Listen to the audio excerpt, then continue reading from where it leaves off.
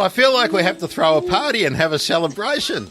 It's Monday, and for the first time in what seems like a million years, it's not Monday with Grant. It's Monday with Holly. Hello, Holly.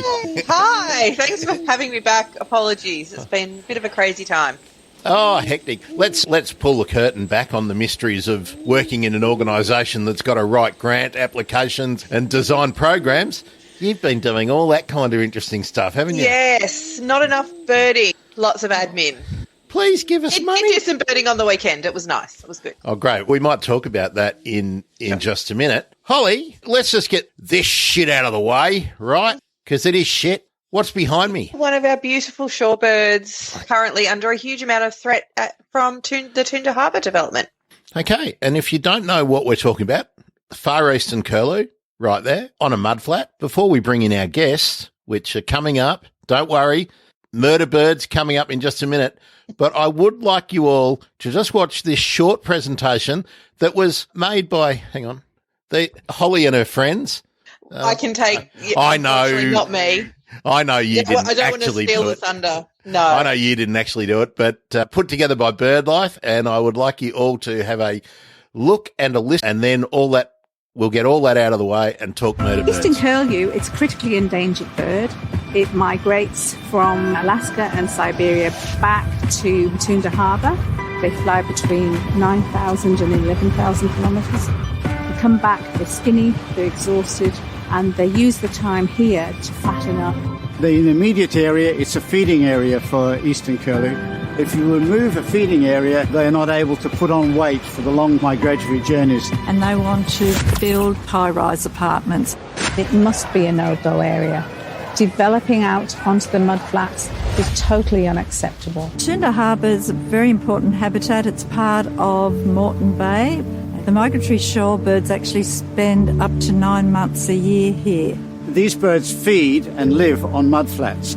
These birds come back to Australia. They spend more time here than anywhere else. So to say that we're going to put in a large, concrete, glitzy archipelago when that actually means trash a Ramsar site, no, not acceptable. This is public land, and they're giving it to a private developer, taking away something that belongs to all of us. When Raby Bay was built, within 2 years, 5,000 birds that used to roost near that area had totally gone. They totally disappeared. So for the developers to say that this is going to have no real impact is not true. The fact is that under national and international law, migratory shorebirds are all protected. The advice was this development is clearly unacceptable, and yet they totally ignore it. When the minister goes against what the Department of Environment says, there's something to worry about. Why have an international action plan and yet not do everything in its power to set the example? It will be a national shame if this development is given approval. Become curious. Discover the amazing natural world that surrounds you, and then become active. We've been fighting this for a few years now, but we're certainly not giving up. These areas are important. They're important for birds. They're also important for people. So we need to learn to share the shorelines. We can live and we can have development where nature is a part of that development and is protected. I've been coming here for 30 years, and it's my most dearest wish that my children and their children will be coming in here for another 50 years, and that they'll see and they'll appreciate what I'm seeing. Hooray! Now, Holly, I'm going to actually tell people to do something that wasn't in that video. I don't want anyone to donate today. I want people to check these Twitter handles and that hashtag Toondah, and get active, because there's only a couple of weeks. It's really important. Queensland Environment / Conservation Minister, Megan Scanlon, Queensland Deputy Premier and Planning Minister, Stephen J. Miles, and the Federal Environment Minister, Tanya Plibersek. Is she a pretender or is she fair income? Hashtag Toondah, get to it. Do your thing. And actually, don't like stuff. Retweet and share. That's about 10 times more valuable than liking something. And if you're a bit shy, just tag me in at Bird Emergency and I'll retweet the bejesus out of anything that you guys create. And look, the bird army just has to get active because there's only one shot at this now. You either let the bastards win or you let the birds continue to have somewhere to live. It's that simple. It really is. So please do everything Grant said. So retweet, share, tag these people in and voice your concerns. If you want more information, you go to actforbirds.org/save Toondah. We've got a whole heap of information on the BirdLife website there, including that video. And you can also sign up to get more information. We're going to have some great actions coming out soon that people can get involved in. So sign up to that and we will let you know what's coming up. Yes, actforbirds.org.au. No, just .org. Actforbirds.org. Oh, gee, I was putting the wrong one out all day yesterday. Okay, actforbirds.org, yeah. And hashtag Toon, that'll find you a whole heap of really interesting stuff. Okay, now that we've done that, it's murder bird time, Holly. It's murder bird time. Let's bring them in. Our guests today. Hello, Dr. Nick. Hello, Lucy. Hello. Hi, everybody. Holly, you no doubt are all over the hashtag POWL, Powerful Owl, all over Twitter. And Lucy and Nick are probably the stars of that hashtag with the great photographs that they've been sharing for a couple of years. Suburban Brisbane. Nick, Lucy, where are your owls? Oh, hang on. Not exactly where are your owls? No. We're not doing that. Area. Yeah, we could tell you where they are, but we'd have to kill you afterwards. That's right. In the danger of disturbance, of course. Yeah, the problem is with the powerful owls and a lot of the owls generally that it goes off if the locations become known and it's very easy for them to get disturbed. So, yeah, we do keep it a secret. But these ones? Yeah, general area. Generally, near the University of Queensland. Yeah. There are some 8 different pairs that we're following, but the ones that we're following most closely around the University of Queensland. So what's the kind of habitat that they're in, Nick? Is it quite suburban, or is it in streets or areas fringing streets, or is it in some kind of parkland? Right on. Sometimes it's right on the edge of streets. It's surprising how suburban it is. They only need a very small patch of land sometimes. We've seen areas maybe 30 metres by 30 metres of trees over a creek, and they'll happily roost in there. This particular pair that we've been looking at near the University of Queensland, sometimes they're actually roosting over the road. It's crazy. And over pathways. I first noticed them walking to work, so they're right there. They're not hiding, they're right there. Yeah. That's partly because the tree that they are nesting in was quite close to the road. So they tend to roost near to the road because it's near to tree hollow. And then once the chicks are out, they'll retreat to somewhere a bit more secluded. So it's often the hollow in the tree that determines where they live as opposed to how good the environment is for them. As long as they've got somewhere to roost and that hollow is the most important. Because they are big birds, so they need a big hollow, especially when you're fitting a female powerful owl in there and then 2 growing chicks that by the time they fledge, hopefully 2 of them fledge, you've got 2 birds coming out of that hollow that are almost the same size as the adult. So it gets very cramped very quickly and they need that it's a big old tree that's going to have a big old hollow in it. Yeah. And that's probably the limiting factor that in suburban Brisbane, there's very little old growth. They need old growth trees really. They should need to be a couple of 100 years old so that the trees are big enough to have big enough hollows for them to be in, and that's the main limiting factor. Yeah. Anyone takes them down because they're in danger of falling down. Right? Yep.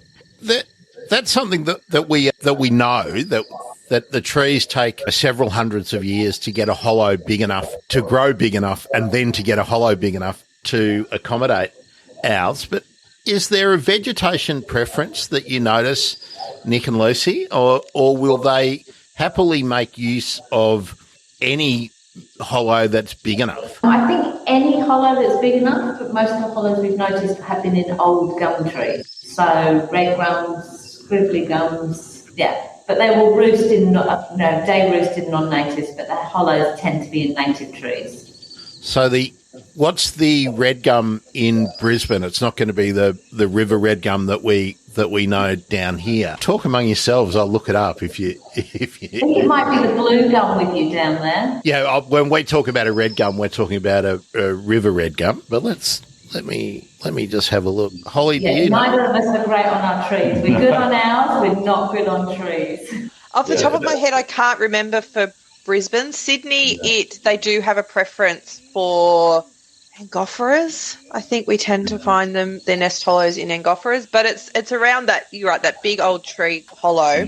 And then they need these roost sites that are nearby that have a really good canopy and ideally some good understory too. So we often find them in areas quite privity where there's a lot of cover there because, like we were saying before, when the chicks fledge, they move to a quiet spot, and so they need to go somewhere where the chicks can effectively learn to fly. So they need to have some good understory so they're protected and they're less likely to come down to the ground, which is where they're at greatest threat of getting Our Chinese elm, which I know is seen as an invasive weed here, so everyone's taking it down, but that's where they hide. Yeah, that's the challenge, is that you do have this reliant on weed species for powerful owls and for other birds sometimes as well. That means that just clearing it's actually not always a great move.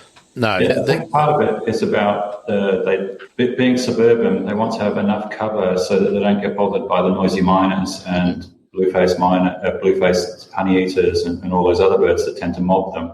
So they're less fussy about the type of tree, but it's the type of cover that they want. I think that we've noticed that the more suburban they are, the more cover they want around them when they're roosting. Yeah. We're often quite surprised how open the more foresty birds are. You go, oh, look, there's one. Yeah. Eucalyptus terraticornis.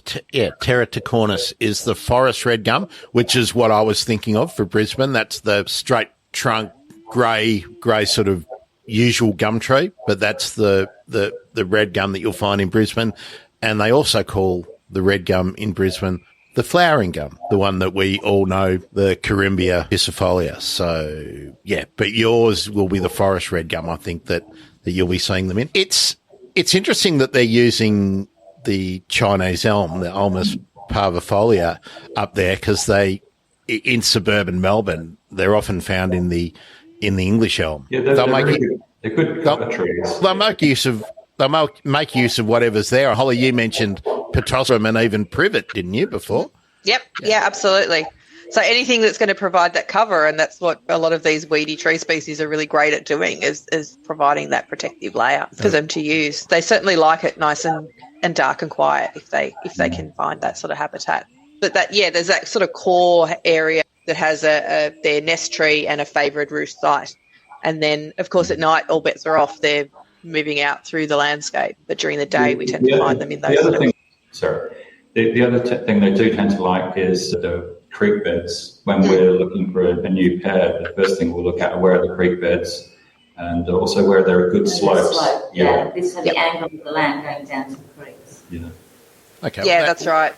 There's lots of sense, associations with riparian. Yeah, absolutely. Yeah. Let's just put a couple of the photos up of some of your owls, and this one, Nick, I really liked your comment about this. What did you tell me? I think it was the other one, but this one has it as well. It's a bit of American Gothic sort of vibe to it. Yeah, this has got the American Gothic vibe for me. I think you talking about that one. Yeah, that's American Gothic for me. Yeah. So these are various. I like that one. Yeah. I can imagine them with that pitchfork. You know, that old farmer dude with the pitchfork. Yeah, so that was a young pair from last year. So tell us how many birds over the journey do you think you've become acquainted with? We've got 6 pairs with following. No, 8 pairs. 8 pairs with following. Yeah. 8 pairs with following. And how many juniors did we have last year? We had at least 4 juniors last year.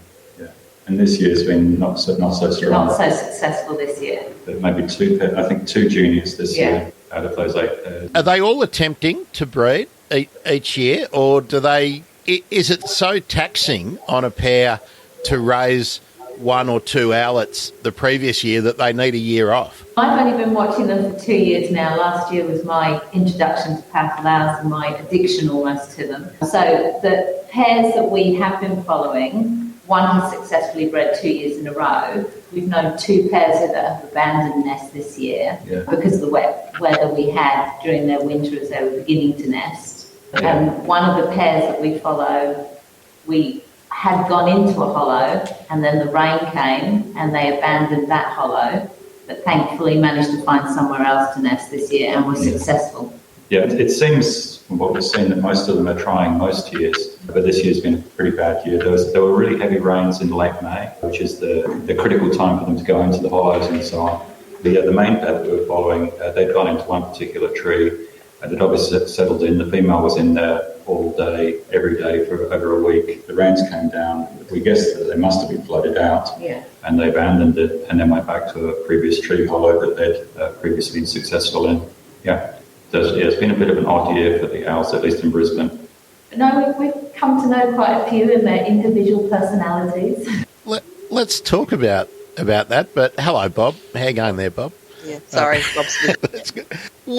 What have you noticed about owls and their personalities? Is their females different to males, or are they very definitely individuals, or is there a sex generalisation that you can make? There is a generalisation that they are individuals as well. So the females will give you a female freak stare, we call it, where it's like, why, oh my goodness, what's this? And then we'll settle down, whereas the male will just tend to look at you and go, oh yeah, there you go. This one doesn't quite show it because it's the wrong way round, but generally the female has that bright-eyed stare at you. And we've noticed with one of our pairs as well that the female tends to roost with one foot tucked up. Now, I can't see that. No, that's the first males. Yeah. So I don't know if that's just this pair of powerful owls, or whether it is across all pairs of powerful owls, or whether it's just because we've noticed it and notice it more. Yeah. But yes, but individually they're very different as well. So the ones we're following near the university are obviously really used to humans coming and going, dogs coming and going, bicycles, cars, everything. So they're much more tolerant as long as you are respectful, you watch for the signs and you keep a distance. Whereas others approach very, very carefully and really watch out for signs that they might not want you around and then clear out as soon as you get those signs. You posted a really gruesome pic of the cockatoo chick, but we're seeing a lot of your photos are showing possums as prey species. So can you give us an idea of the range of prey that you've seen the powerful owls taking? And what I'm interested in is, are there other owl species that are in the vicinity that you've noticed because you're out at night, and are they directly competing for the same prey species, or is there a differentiation between, for instance, what a barking owl might take? There's two parts to the prey thing for the powls, I guess. There's what they're displaying, which is what they're putting out during the day, that you can often see them as hanging underneath them. And then there's what they're more generally eating. So in terms of displaying, up in Brisbane, we've seen a lot of bats, we've seen a lot of ring-tailed possums, and occasionally brush-tailed possums, although they're quite rare because they're quite big, so it must be quite hard for the powls to catch them. But the range of prey, I think, is much wider than that, because occasionally we'll find things like frogmouths or currawong or noisy miner, which have obviously been taken apart under the nest, but it isn't something that they seem to be displaying. So I think the smallest bird that they've been observed to take are the noisy miners. So basically noisy miners are birds that they will take, including galahs and cockatoos and all those sort of things. Yeah, so we tend to just see the large mammals that they've caught, though we do find evidence of others. In terms of closeness, do you want to talk about the closeness of it's a certain location where we're seeing 3 types of powls? Oh, yes, yeah. No, 3 types of owls. Yeah, definitely do seem to live quite symbiotically together. We've seen there's a pair of powerful owls, a pair of barking owls, and a family of boobuks, all within, we've probably seen 100 metres. 100 metres of each other, that all seem to fulfill have different roles in their feeding habits and things like that. So I think they can live close to all the other owls. Oh, and there's always tawny frogmouths, although they're not owls. Food source, maybe. Yeah. Just while you mentioned tawny frogmouths, there is a fantastic Twitch channel with a camera on some tawny frogmouths, and I think it's just not owls. But I've been watching that a lot recently, so I better link that or something somewhere. But yeah, not owls, definitely. So on diet, if I can I jump in and talk diet? Yeah, too? that was what I was going to ask you. What's the powerful owl sort of programs that you've been involved with? What are they telling us about prey? So we've done some pellet work in Sydney. I think there's been some pellets collected in southeast Queensland, but we haven't got results back on those yet. But we've been collecting for a while in Sydney, and there's been this real shift actually in diet. So in the 90s and 2000s, Dr. Rod Kavanagh did a lot of work on powerful owls in Sydney and actually helped us start off the project. And he had found ringtail possums were by far and away the most common bird showing up in pellets. So for those who don't know, a pellet is effectively owl vomit. It's the little golden nugget that us researchers get really excited about when it's found, because we can sort through it and work out exactly what the birds have been eating, because it's everything that they can't digest effectively. It's bone and fur and feathers. So Rod's work showed 3/4 of the pellets had ringtail possums in there, and then you get gliders, brushtails a little bit but not a lot, a couple of flying foxes. And since we've been doing the analysis in Sydney, there's been this shift. And even within that time, there's been a shift as well. And so ringtail possums are now about 1/4 of the diet in the pellets that we've seen. So whether that is because they've become more flexible and they're just taking different things, whether ringtails are actually becoming less common, so it's forcing them to switch diet. They also take quite a lot of brushtail possums, probably younger possums. They're probably taking the young off the back of the adult a lot of the time rather than the actual adult brushy, and quite a lot of birds. So similarly, noisy miners. I found a pair of rainbow lorikeet feet once, which was really fun. Currawongs, sulphur-crested cockatoos, and I've seen a great photo of a brush turkey, of one perching with a brush turkey, which was really nice. Very low to the ground, of course, and flying foxes as well. And there's a lot of variation in there, though. So we see, particularly towards the end of the year, inverts come in. So you'll get beetles, particularly Christmas beetles, popping up. And that's likely the young birds that are learning how to hunt, practicing on little things that they can grab easily. So we see that pop up. And then, of course, we've seen ground-dwelling animals pop up since about 2015, 2016, which unfortunately includes rat, which links into the whole rat poison investigation. A couple of rabbits occasionally, but by far and away it's the arboreal prey that is the more common diet. Yeah, we've been noticing a lot of flying foxes with our pair up here, because there's a bat colony very close to them. And we also wondered if that's because they've depleted the possum population, because it is quite a small area that they hunt in, and whether they're now going for more flying foxes. Yeah, very possibly. Being right next to a flying fox camp is going to be perfect for them to really focus on that as a diet. And I know we saw in Sydney, there's been some at the Royal Botanic Gardens. That flying fox camp was actually moved on and moved to Centennial Park. And when that happened, powerful owls popped up in Centennial Park for the first time in 50 years or something, and now are there all the time. They certainly will pick a favourite diet where they can get a hold of it easily. How do powerful owls hunt? Have you watched them kill something? Yes. So I have watched one coming in. I was really lucky. I had the female powerful owl in my binoculars, and she was watching a possum walking along a branch underneath her. And as I was watching her watch the possum, the male came in talons first and went for the possum. Now, I was so excited, I jumped up and down and lost him in my binoculars. So I don't know if he actually managed to catch it or not, but it's the closest I've come to seeing a powerful owl strike prey. But there was another occasion when we were watching with Andrew Stafford, remember? Yeah. And so Andrew was around the corner and he was watching the male powerful owl on a tree. And then he started walking back to where we were about 30 metres away. And by the time Andrew had got to us, the owl had flown off from the perch where Andrew was and had gone to another perch where we could see it. And within 30 metres, it had picked up a possum somewhere on the way and was now just hanging with it in the tree there. Absolutely silently. Absolutely. Nobody heard a thing. Yeah. It just gone from one spot to the other and miraculously had got a possum.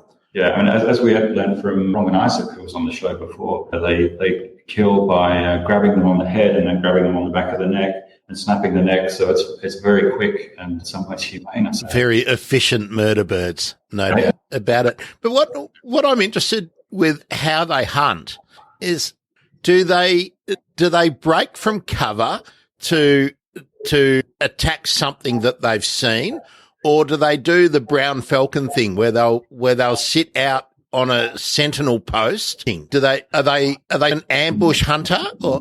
Yeah, I think it's more the sort of sentinel ambush thing. Last year, I saw a really interesting thing with the junior powerful owl, which had come out of the hollow that year, and it was on the side of a road, and there was a telephone wires, and it was sitting on the telephone wires, and it was sat there staring at the roof of the house for like 10 minutes, and there was nothing there, but it was clearly looking for possums or something like that. And then it moved to the next house and stood on the telephone wires there, staring at the roof of the house for about 10 minutes, and then it moved along to the next house, and again was staring at the roof of the house. And I had no doubt in my mind it was basically watching for possums to go across the roof and was ready to pounce on them should they show up. Unfortunately, that time I didn't get to see them take one.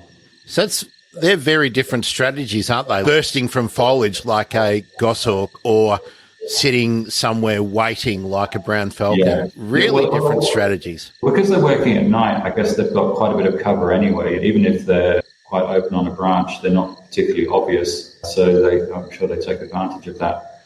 Do we know, they tend Holly? to hopscotch along the vegetation too. So they don't necessarily take a huge, long flight. They'll move their way around the landscape rather than fly huge distances in any one go. So strangely enough, I don't want to say they're not a strong flyer, but it is that sort of ambush and wait approach that they have. They're obviously not as good as at flying as Far Eastern curlers, because they're not doing 12,000 kilometres a year. Holly, I'm wondering whether we make a lot of assumptions about nocturnal birds, and of course we think they must be really good at seeing at night because they're out at night.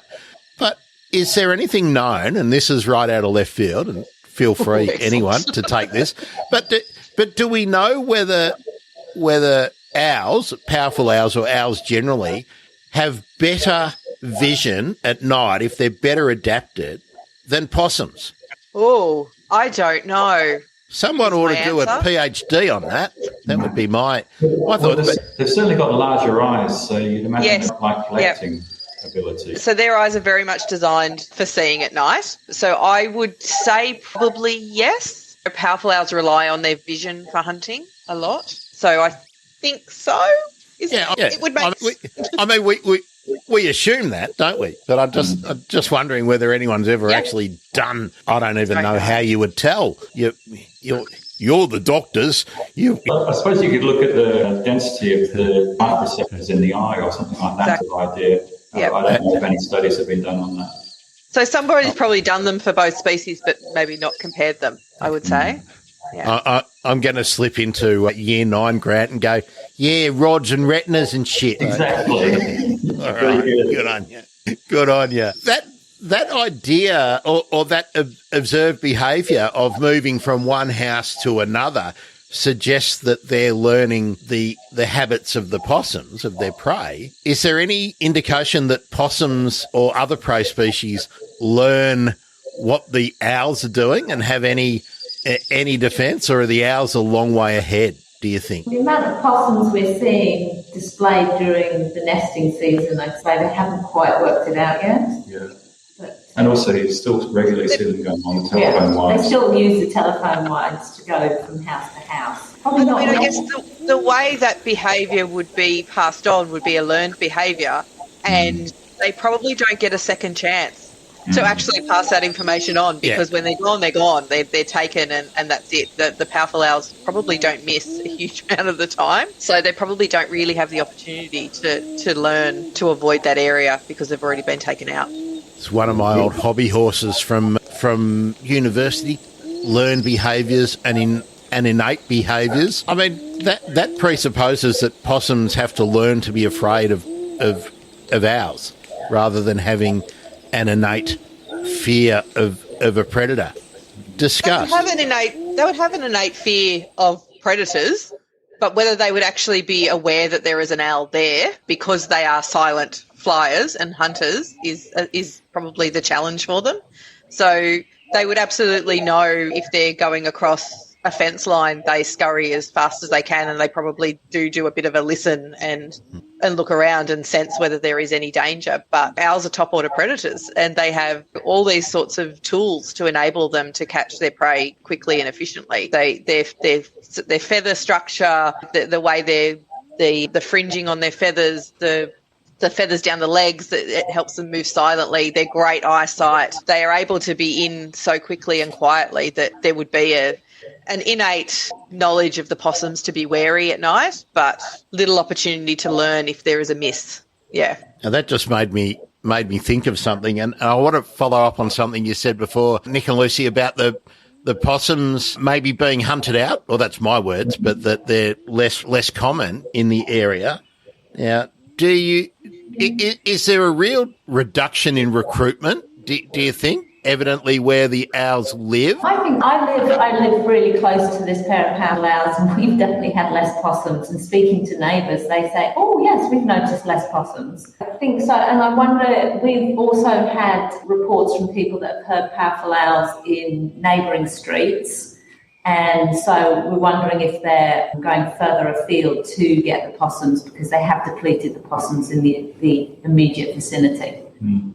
Yeah, when I was first introduced to powerful owls by Andrew Stafford, he's mentioned the statistic about how powerful owls can take up to 300 possums a year, or probably be 300 larger prey a year. And at the time I thought, that's crazy, they can't possibly take that many. But having observed the behaviour of them and seen how much they display, no question in my mind, they could easily do that. So if you take them 300 possums in a suburban area, that's got to significantly impact the population. Oh, absolutely. I just reached for my Australian bird guide. And it's more varied here in that they take bats as well, but even if they're only taking 100, that's got to be a lot. Sorry. For sure. And the reason for getting the book, I wanted to check what it tells us. And territorial, sedentary, monogamous, and long-lived.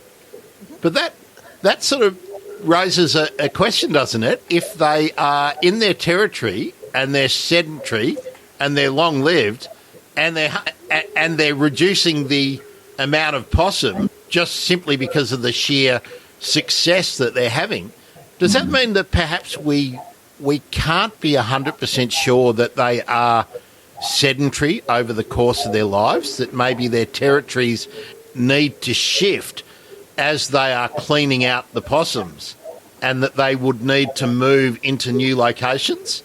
Is that something to pose? Possible, but I think what we've noticed is a change in diet. So there's been more flying fox. They're flexible. Yeah. But particularly the most unusual thing we've seen recently was a chick of soft-crested cockatoo. I believe hasn't been seen before, so they're obviously adapting.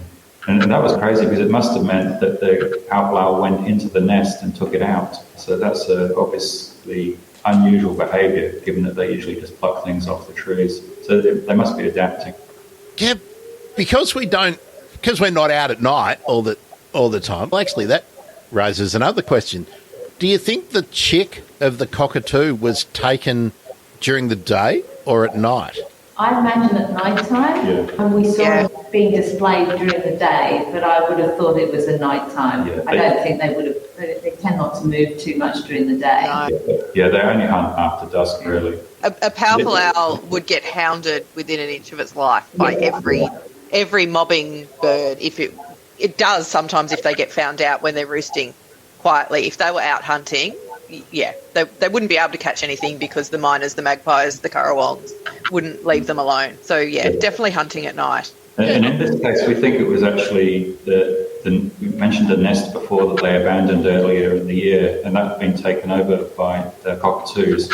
and we found evidence of cockatoo feathers around the bottom of that nest. So we think it may have been the previously abandoned powerful owl nest, which they took the cockatoo chick out of. And it's really interesting because we've lost powerful owl nest hollows to cockatoos moving, like active hollows, and the cockatoos get in and presumably kill the powerful owl chicks. So to see the tables turned has been really interesting. It's effectively, you would think for a powerful owl, a cockatoo showing up and popping into your nest hollow is home delivery. In this case, it seems to be that the only way for them to have grabbed, they had to have gone into a hollow to grab that chick. That was unfeathered. It was a good size, but it wasn't feathered. It is not something that's going to be out of the hollow by any stretch. No. And yet no.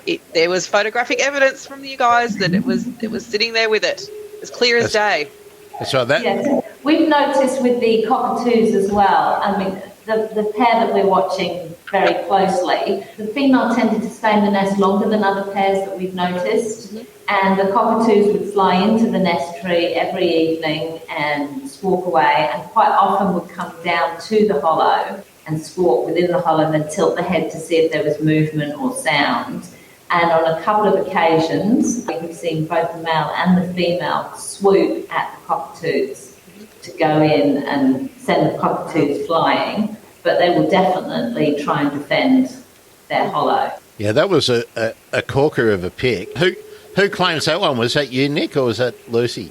I was the one that posted it, but I think we both got it, yeah. Yeah, absolute ripper. But it makes me wonder again, like we've assumed that that's unusual behaviour, but we don't know a lot really about powerful owls, and in the places where they are found, they, as you mentioned, Brom and Isaac before, they're in suburban Melbourne, they're in suburban locations, but people aren't seeing them all the time. So I wonder whether that is something that's a little bit more common, that they might be raiding nests as well.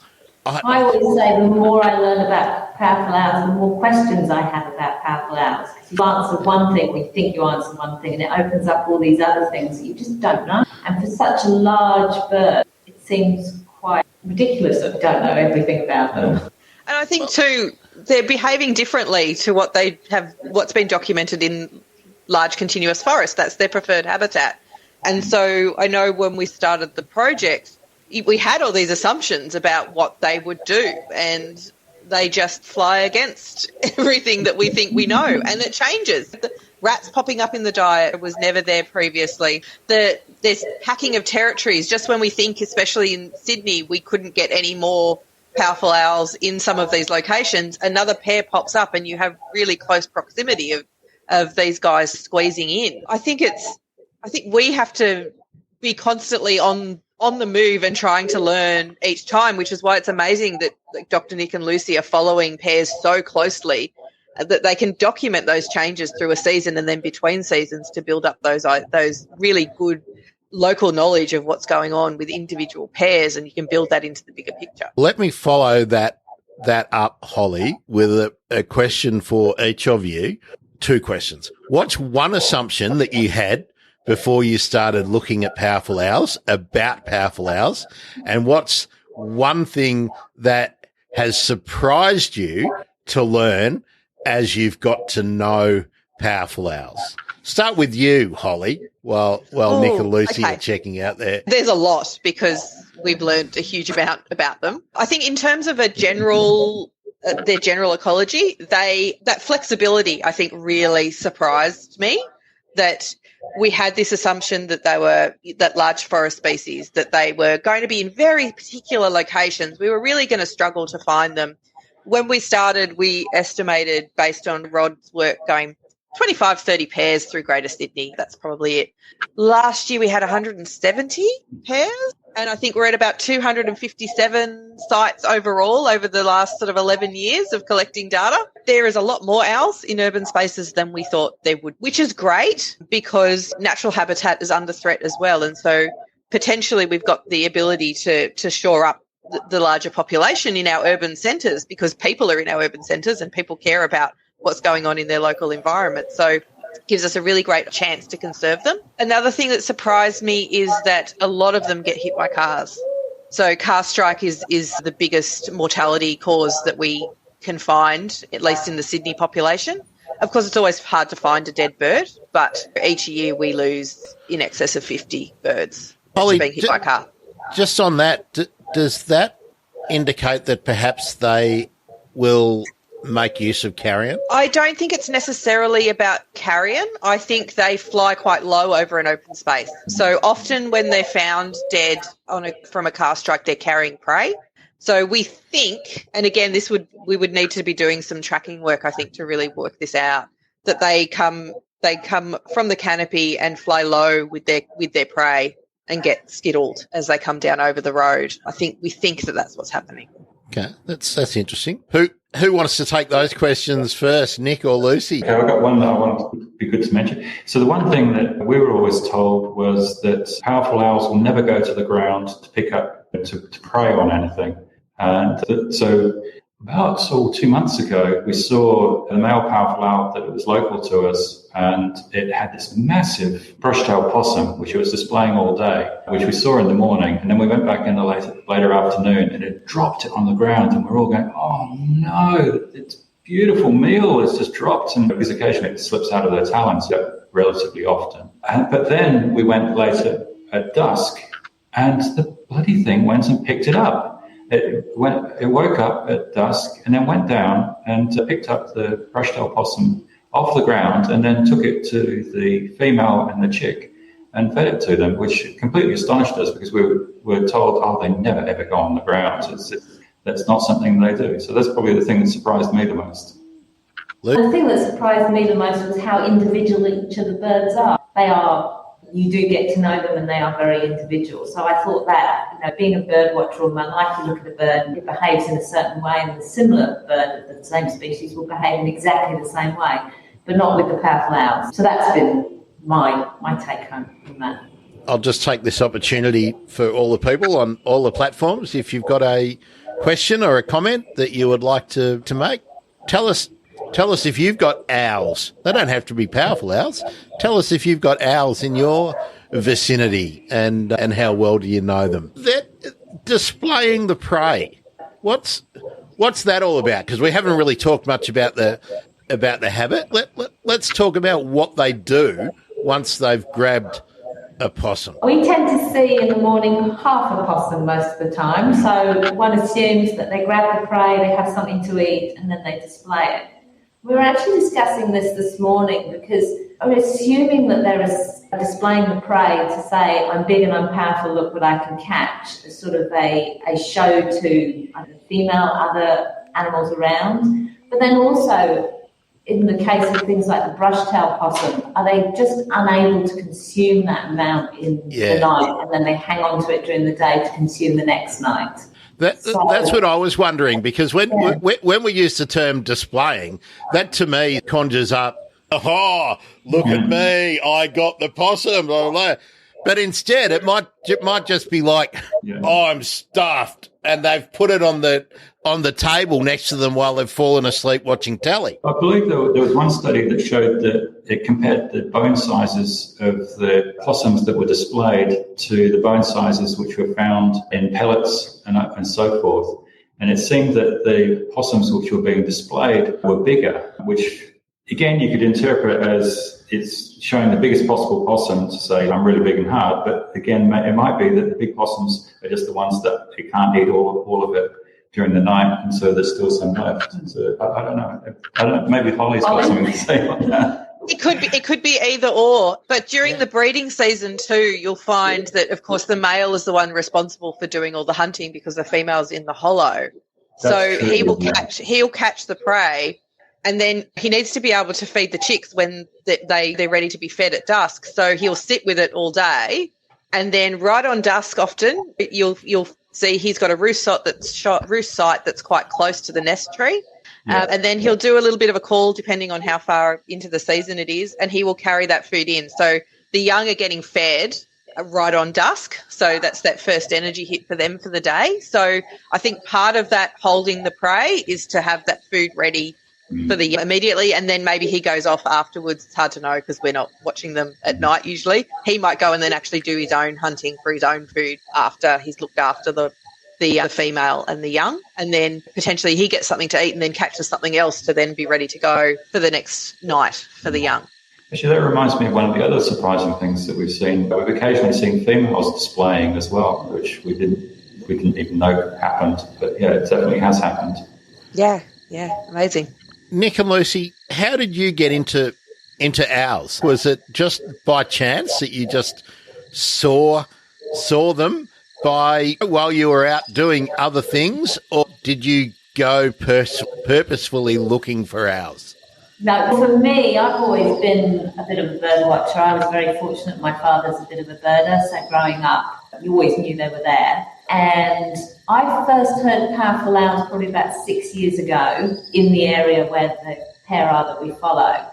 But didn't know about the Powerful Owl Project, didn't do anything about it, but it was last year, and it was just walking along and noticing all the whitewash or scat underneath on the path and looking up, and there was a powerful owl. It doesn't happen every day of the week, and because it was so close, I popped down in the morning and on my way to work and see it, and then I go in the evening.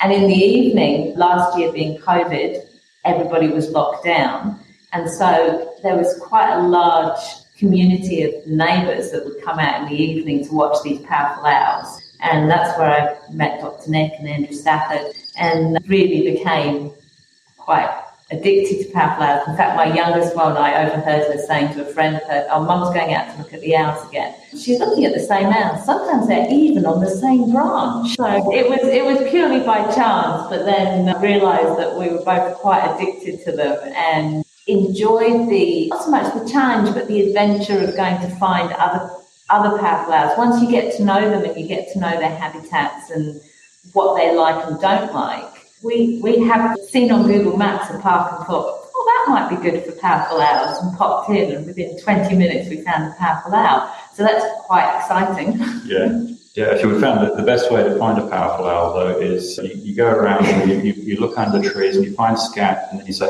oh, there's some scat. Maybe we'll take a picture of Lucy looking at the scat, pointing at the scat. That'll make a good photo. And then you look up and go, oh, there it is. Swear word, there's a powerful owl. That's the best way to find a powerful owl. I'm interested in what you just said then, Lucy, about looking on Google Maps and thinking, oh, there might be a powerful owl there. Yeah. So using your Google Map detective skills, what do you look out for? Like, what would you identify as a likely powerful owl location? So it has to be sizable, but not overly sizable, but it does have to have creek lines. And usually one of those creeks has to have water in it. And that's generally all we've... Yeah, and if you can get a sense of the tree cover as well, if the tree cover's good, good tree cover near the creek lines, and if there's good terrain, uneven terrain. The problem is that these rules are not really rules, and you find them in flat terrain. But a month ago, we found a owl in a very flat piece of ground, not particularly close to a creek, and the trees probably weren't more than 8 meters tall or something like that. So there's always exceptions, but generally dense tree cover, creek lines, and now the finding it in 20 minutes was an exception. Most of the time you're walking creek lines for a lot and looking for any clues. As Nick said, you're looking for the scat underneath the whitewash is generally what we look for. And there is a distance from the creek and the elevation of the slope that they do look. And after a while, you get a feel, and we'll both say, I think if there is one, it'll be on this side of the creek, not that side of the creek. Yeah. Oh, and the other great thing that happens is sometimes we get tip-off from members of the public. We heard one over here, so we're going to have a look. Yeah, and that's absolutely brilliant. And if anybody's listening and seen or heard any owls, please tell Holly or us, and we'll follow up. Yes, please. Yeah. I think it's also important to remember that a lot of the work that we do and the work that Dr. Nick and Lucy does is during breeding season. And so we do have to be really careful not to disturb the birds when we're doing this work. And I know Nick and Lucy don't do that at all, of course. When we do the Powerful Owl Project in Brisbane and Sydney, we provide people with information on how to go about finding them, but also things to remember. No, we don't flash lights at them. We stay with at least 30 metres away from a nest tree or a suspected nest tree. And if we do spot the male in particular, if he's out of the hollow, you need to look for the signs of him being either calm or being quite stressed out by your presence. So if he's staring, if he's trying to size you up, I think he does, like the foot lift, I think too, can be a sign that he's quite stressed. It's about backing off and leaving them be. There can be swoopy ones, so you don't want to get swooped by a powerful owl. It's not a pleasant experience. So certainly doing all the things that Nick and Lucy are talking about, you're looking down and searching for them and getting a sight of them, but then being mindful of not disturbing the birds and getting the look and leaving them to it is really important for you and for them and for you, because, as I said, I've seen some injuries before when people have been swooped and hit. Yeah, I think it's a really good point. I think the project mentions like 30 metres is the minimum distance, and or try and keep outside that. Maybe stand next to a tree so you're not so obvious. Yeah, we try and have sun cover over us so we're not just an outline of human beings. Yeah, and noise is very important as well. I think they really get annoyed by snapping branches and things like that and talking. So, keeping them very quiet and moving stealthily is very important. Yeah, that's right. Yeah. I'm just thinking back to that description you gave us of the kind of habitat, the localities that they would be in. But I'm wondering, in the urban settings that you, Nick and Lucy, are aware of, but also Holly, that you've been monitoring with the project in Sydney as well, how far, side to side, edge to edge, do you think a powerful owl territory is in the suburbs? So I guess it depends on what you mean by a territory. So for the project and for Nick and Lucy, most of the time we're watching just that little core habitat. It's the nest tree and the roost sites, and that's quite small.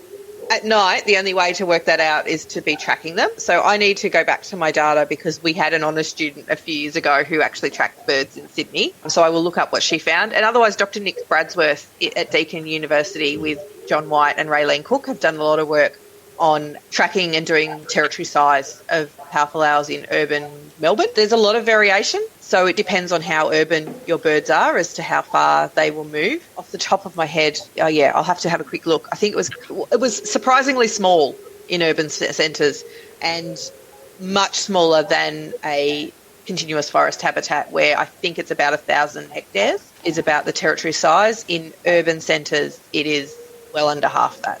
For the most part. I seem to remember seeing something about 4 square kilometres, like a 2x2 square kilometre in something like that. Yeah, in the sort of urban environment. Yeah. So high concentration of prey in urban centres. The possums are around, or the colony, the bat colony is right there. So we find that with a lot of birds, as territory sizes in urban spaces tend to be a lot smaller than natural habitats. And the roosts removed quite a bit, but they're typically within maybe 100 and 150 metres of each other. So the day roosts are all in a fairly small area, but they move around each night or each day. Yeah. Holly, does that mean that in a forest environment that we actually have a lesser population density of prey species like possums than we do in town? Probably do, yeah. Yeah, absolutely. So I'm just looking, Nick's work in Melbourne, home ranges are between 300 and 500 hectares. So it's not huge for a top order predator, for the amount of food that they need to get. So of course I need to come up with an example of that. So yeah, I'm just thinking, how big is a netball court? I think Olympic soccer unit, isn't it? Okay, you're a mathematician, Nick. 30 metres by 15 metres.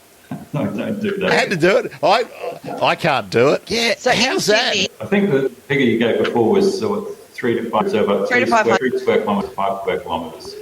Okay. And in Sydney, we had similar. Our smallest was only about 16 hectares, so it was tiny, just over 600.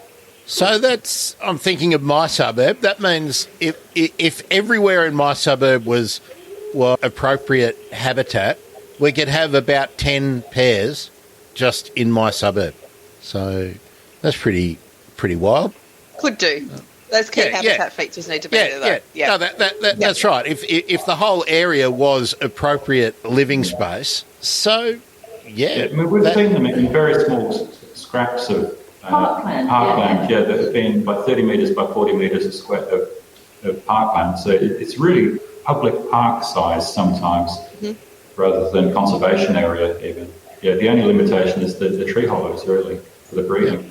And, Holly, we mentioned earlier on that they are long-lived, but what do we think the average... Two questions. What do we think the average age is, and what's the average productive lifespan, do you reckon? Because I'm guessing that they probably finesse and they might live a little longer than they breed. Yeah, good question. I think off the top of my head, 20 to 30 years, I think, is about a lifespan of a powerful owl from what I can remember from Hansard. And in terms of reproductive age, I know the assumption is that they don't breed them till they're about 5 or 6, but we suspect, again, it's one of those things that we're like, but in urban spaces, is that actually holding true? Are they younger? We don't really know in urban areas about age in which they're breeding. One of the challenges we've got is that the breeding territories are stable. You get a pair set up and they tend to stay there unless something happens to one of them, in which case they generally will, another powerful owl will come along and fill that gap and pair up. But where the individuals go, the young birds, is difficult to understand. We don't know how they move across the landscape. They are these sort of roamers that pop up. And we don't know. We're trying to uncover, actually. We're doing a little bit of work in Sydney now looking at the genetics of the population and seeing if we can pinpoint who is related to who and how far they will disperse. So that's all pending at the moment. But I don't know whether, Nick, Lucy, you can remember anything off the top of your head about age? No, I think it was what I've read with 20 to 30. And you saying about how old they are before they start to breed would tie in with the fact that I first heard of powerful owl about 6 years ago, and then first noticed them about last year as a breeding pair. And I suspect that I've heard the male and the female. We think the female's quite young. Her behaviour has changed between last year's chick and this year's chick. And I think because they've been there, and I haven't checked, maybe the Powerful Owl Project has got data on them before last year, but I think last year might have been their first breeding year. The limiting factor of how many hollows are available, I wonder whether that is actually a major effect on how birds behave, like how early they begin to breed. If there's nowhere to breed, why would they even be kicking in? They're just hanging out with mum and dad. Oh, they're not allowed to hang around with mum and dad. They're kicked out, man. They're out. Come sort of January or so, they're on their way. They have to head off. But they do move around the landscape, and so it's hard to know who's who and who's related to who. I'm doing way too many who's in this, but exactly. And I think we're getting we've got to do some work and compare Brisbane and Sydney a little bit more, because I think the situations are quite different. There are many less urban powerful owls in southeast Queensland and in Brisbane than we know of in Sydney, but the project has also been going for a lot longer. I also think it's probably a topography thing. A lot of where we get these birds is through those creek lines and that riparian vegetation. Again, the topography, like Lucy was saying, and there's a lot of that through urban Sydney, particularly through the northern suburbs and the northern beaches, and also to the south, that they come right into the urban landscape quite exclusively. You get them in the Botanic Gardens right next to the CBD. Whereas Melbourne as well, they're a bit more on the urban fringes that are coming, because that's the topography of Melbourne, is the fringes are on the outside sort of coming in, whereas in Sydney they're a lot more embedded within the landscape itself. And I think Brisbane's probably the same, as much more on the outside and then the fringes coming in towards the middle. Although we do have famous powerful owls that have been in the gardens in the centre of the city in Melbourne. So, but my thought would be it's not so much a function of the suburbs or anything like that. It's just where are there appropriate trees with hollows. My punt would be that if Kylie and her team, the City of Melbourne and whatnot, would be putting hollows into places all over Melbourne, I reckon the birds would probably pop up. So it's about a hollow, though. Yeah. Sorry, go I was going to mention that there have been attempts to make bird boxes for powerful owls. I think that's one of them worked one. And more recently, there was a project where someone transferred a tree hollow. So took a tree hollow out of a tree which was being cut down and put it into another tree. And that successfully this year had house breeding in it. People are heading to, and also there's another project in Melbourne that they were trying to 3D print. The 3D printing, that's the one that has had some success that I'm aware of. So I think there's a number of strategies that are going to get going. But hey, I guess they're really expensive to produce. They are really expensive. They are, and I think there's also. Sorry, go Nick. No, up to you, please. Oh, I was just going to say, I guess the thing to remember, nest boxes are great, and if they work, it's fantastic. We haven't quite cracked the code for powerful owls yet. I know Kylie and her team are doing that amazing 3D printing, and like Nick said, there was the supplementary hollow that worked in Central Vic, I think it was, this year. Yeah. But a tree is much more than just its hollow, and so I think the danger is assuming that we just need to stick some nest boxes up and we'll be fine.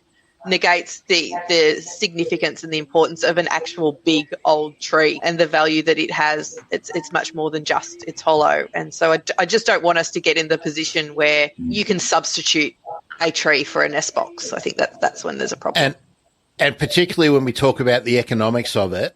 Now, Nick, put on your thinking cap here. Mick Callan told me that based on his experience and his knowledge of the landscape, we need over 1 billion hollows to replace what's been lost in recent times. Now, one of his boxes costs about, let's say, $350 with all the bits. You got to hang it up. You need an arborist to do it. You need your insurance. So let's say they're going to cost minimum $750 each, and then you've got to maintain them. So let's put another $200 on every couple of years for 1 billion. For 1 billion hollows, how much do we have to allocate in the budget? Yeah, well, exactly. It's getting towards $1 trillion, isn't it? I mean, it's much better just to get people not to cut down the trees. It'd be much easier if we just left the bloody things alone. And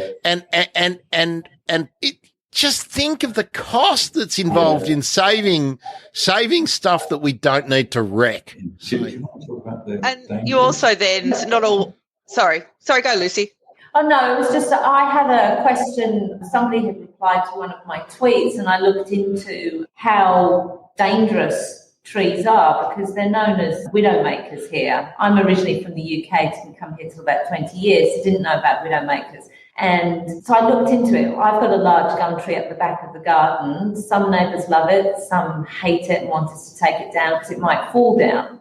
And so I looked into the statistics of it falling down, and very, very slim. If it's going to stay upright unless there's a completely freak weather accident, and you can't mitigate that against that anyway. No, you're much more likely to have a delivery van miss a corner and smash into your place, right? But we've got a problem with insurance. So some insurances don't cover you if you have a large old gum tree near your house. They see it as a liability. So there is another cost involved there of actually keeping a tree. So even if you want to keep a tree, it may not be cost effective for you to keep it. So I think we've got to change people's attitudes that actually being hit by a falling tree is so rare. But because it is so rare, it's often in the media, and so we all hear about it. That's why we've got to call out bullshit on all this stuff, because how many once in 500 year flood events have we had in the last 5 years? And it's a couple. Right, the risk is not in one tree falling down and destroying your house. We need to have a greater tolerance for risk if we actually want to live in urban settings in a time of climate change. Yeah, but and the risk is actually really low. I think it was something like 1 in 25 million getting killed by a tree branch in a year in Australia. So one person in Australia, and that was. And if you're actually in your house, it was like much lower. That's right. People who are going out during storms that are getting hit by tree branches. That's right. And most of those figures are skewed again by idiots who camp under trees. Yeah. Right. Now, that's one of the first things you learn in Scouts or whatever is tent, tree branch, no. You just don't do it. But people go, oh, it's a lovely spot, let's camp here. They skew the figures. Take those idiots out, and then all of a sudden it's probably one in, what did you say, 25 million? It's probably 1 in 150 million, really. So that means one person in Australia every, 6 years might die. But we still get in our cars every day, don't we? If you cut down all of the trees, but if you're only cutting down selected trees, then the chances are that you're not making much difference to that statistic anyway. No, that's right. And actually, just to labour the point, one of the things I noticed after the big storm we had, I think last year here, where hundreds of trees fell over, it wasn't because the trees were unhealthy.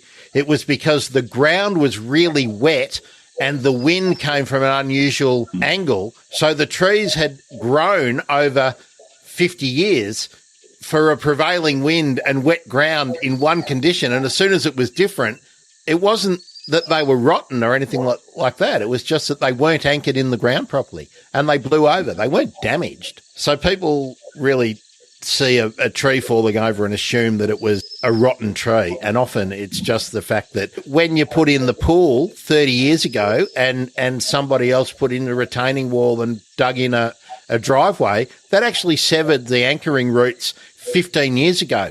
And that's why the tree has fallen over, not because it was rotten. So we just need to be fair income about things. Holly, tell us about how people can be involved in the Powerful Owl project. As we've been saying, we've got active volunteers in Greater Sydney and in Southeast Queensland. So if you just Google Powerful Owl Project, you'll get to the BirdLife Australia website with some information. And we've got our amazing project officers in both locations. We've got Andrew Dinwoody in Southeast Queensland and we've got Jenny Zlovenek in Greater Sydney. So we're busy collating and seeing how the birds have gone this year. Fledging is almost over for birds now, and we think it's going to be a pretty hard year. As Nick was saying earlier, all this unprecedented rain right at the sort of start of the breeding season and then again at the end of the breeding season means that we've seen a lot of failure this year, and I think it's going to be a pretty hard one. So we're currently looking at that now, but we're always ready to train people early in the new year.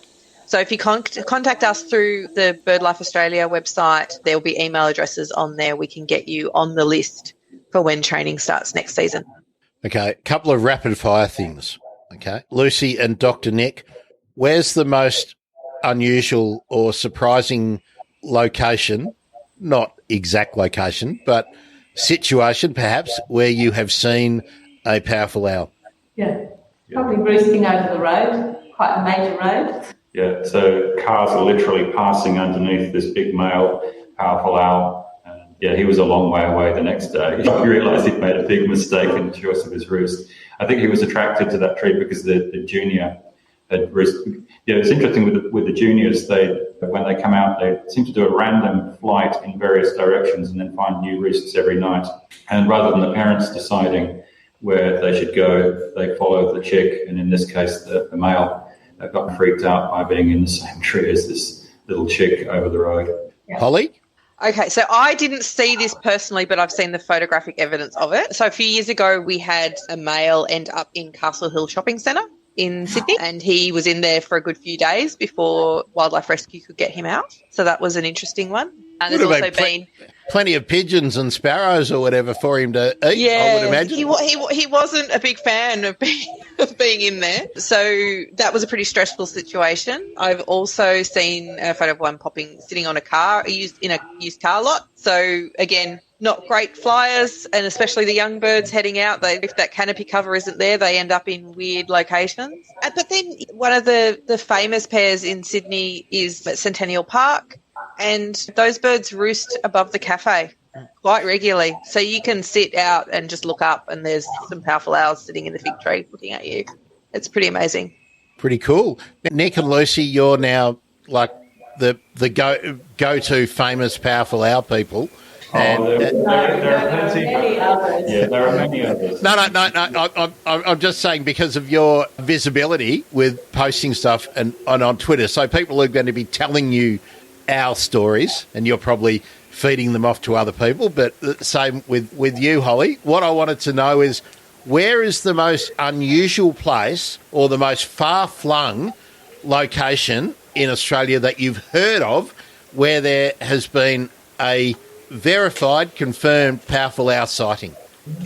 I don't think I've got any. That's just, what's the distribution map tell us? Well, sorry, Holly. No, go, Nick. You're fine. It's all right. They're basically all over the eastern seaboard, all the way from Victoria up to maybe Bundaberg, mid Queensland. And typically within about 100 or 200 kilometres of the coast. So they're all over. Yeah, they very much hug the coastline, really, and they just eke into South Australia. There's a couple of pairs over the border. So, they don't, I can't think of any weird I was really hoping you were going to say, someone's seen one in Dubbo. No, that little attempt at comedy didn't work, did it? Yeah, I'm scrubbing that. Someone now will report some Tasmanian powerful owl or something really strange for us. Yeah, or somewhere in the Gulf of Carpentaria or something like that. I'm wondering if there are outliers. Actually, do we have? I should have looked, didn't we? What are they categorised as, Holly? Are they threatened? So they're not listed federally. Each of the states that they occur in, they're listed as vulnerable or threatened, depending on what the classification system is. So, state level, yes, they're listed. Federally, they're not listed. Very good. Very good. Okay, I reckon we've pretty much done powerful owls. There's a few more things to talk about. Lucy, Dr. Nick, where can people track you down to follow owl stuff? I'm at Lucy Parker Paul on Twitter. I'm Dr. Nick on Twitter, DOKTRNICK. That's the main place that we post and share information. Yeah, you've got the weird doctor. I'll put obviously share that around and everything. And if you're looking on Twitter, if you go hashtag POWL, and you can put an S on as well, it'll still find all of Nick and Lucy's stuff. There's also the album Urban Powerful Owls is the Powerful Owl project on Twitter, which is also good to follow.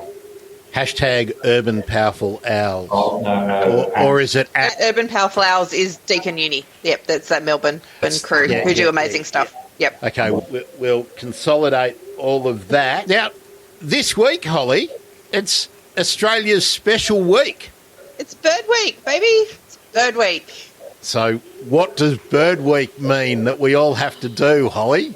You all have to download the Aussie Bird Count app and you all have to go out and do a 20-minute bird survey for us at BirdLife Australia and tell us what you... So it's designed to be super easy for people who are not experienced birders. There's a bird finder built into the app as well, so you don't need to know the name of everything. You just put in some bit of info about how big the bird was, what sort of shape it had, what sort of colours you saw, and then you get a list of possible candidates. So it's designed to be nice and easy. You can do it as many times over the week as you like, in whatever habitat you like.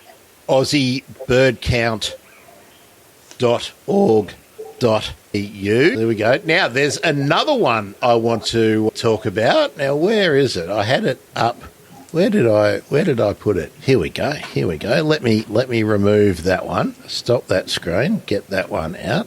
Bear with me, folks, because not only is it Bird Week in Australia, the Kiwis have got Bird of the Year on the go. So that's birdoftheyear.org.nz. Now, Nick, I know you've been listening to some bird emergency stuff, and I hope you have too, Lucy. Did you catch the live stream about light pollution and seabirds with Ariel Hesworth? Oh, sorry, I missed that. I have to go up to YouTube and follow that. Yeah, it's not out in the pod feed, I don't think, yet. Oh, okay. But Ariel is a big fan of the Cook Petrel and the cookies, hashtag cookies for Bird of the Year. So, yeah, get on that. I did want to make sure that we give that a fair go. What else? Oh, the other thing I wanted to plug is, let me pull this one up.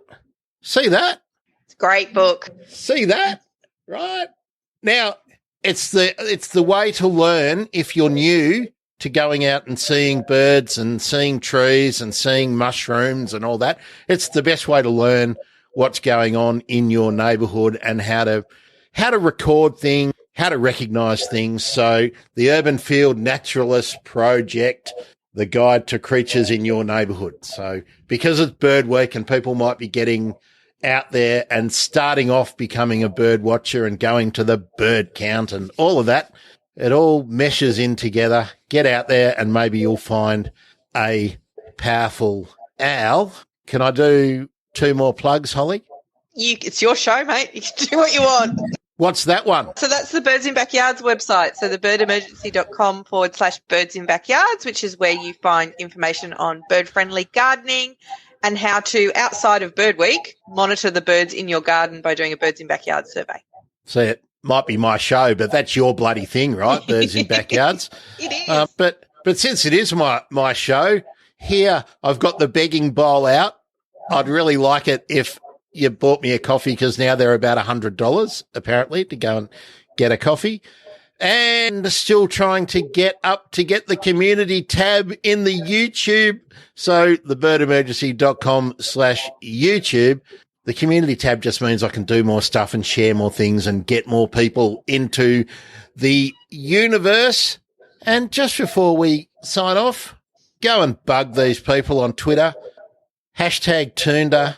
Tag all these people in. Feel free to tag me in at Bird Emergency. And don't just like stuff. If you like curlews, Tanya Plibersek, if you don't hate curlews, save Toonda Harbour. Or actually piss Toonda Harbour off. Save the stinky mudflats and the mangroves, because we need them.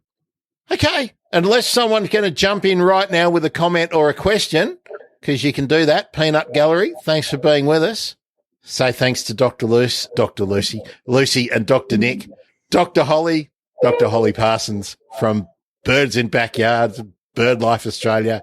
I'm Grant. I do the Bird Emergency because it's my show. Thanks, everyone. See ya. Bye. Thanks. Thank you.